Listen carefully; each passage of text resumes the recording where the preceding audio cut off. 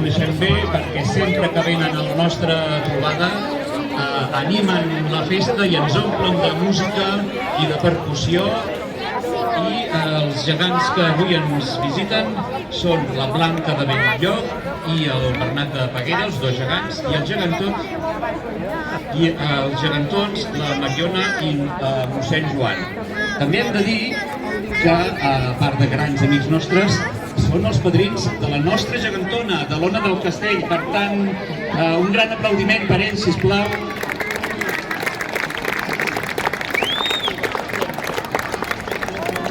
Els gegants, Blanca de Benlloc i Bernat de Peguera, són uns nobles del segle XIV, senyors de Balsareny, que habitaven el conegut castell de Balsareny, a part de ser senyors d'altres territoris com Peguera.